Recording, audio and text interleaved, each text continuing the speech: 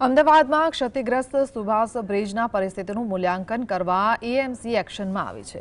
વડોદરાની એજન્સી બાદ હવે સુભાષ બ્રિજ પર ડ્રોન સર્વે કરવામાં આવ્યો છે, જે ઝારખંડ અને બિહારના બ્રિજ સર્વેના અનુસંધાનમાં કરવામાં આવે છે।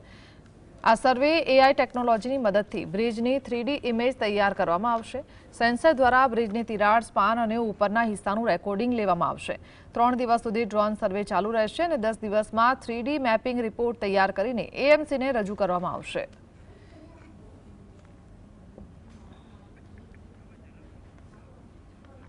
સંવાદદાતા ઝલક જોડાયા છે। ઝલક, શું જાણકારી?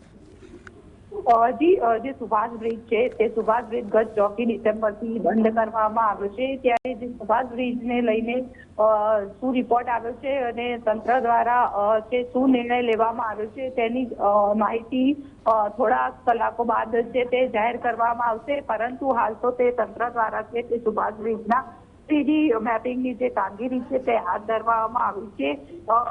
ડ્રોનના માધ્યમથી જે 3D ઇમેજ છે તે કેપ્ચર કરવામાં આવી છે। સેન્સર અને જીઓટેગના માધ્યમથી ઇમેજ લેવામાં આવી રહી છે। તેના દ્વારા સ્ટ્રક્ચરની તમામ વિગત છે તે કેપ્ચર કરી લેવામાં આવશે।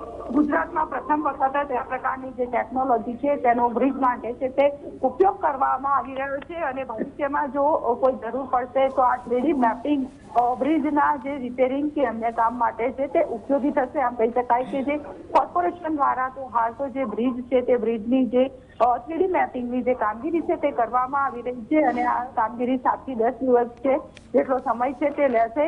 મહત્વની બાબત એ છે કે જે બ્રિજના જે વિગત રિપોર્ટ કરવામાં આવ્યા છે તે રિપોર્ટ આવી ગયા છે। સરકાર સાથે પરામર્શ પણ કરી દેવામાં આવી છે અને આગામી 1 કલાક પછી જે બ્રિજની શું નિર્ણય લેવામાં આવે છે તેની સત્તાવાર રીતે કોર્પોરેશન દ્વારા છે તે જાહેરાત કરવામાં આવશે।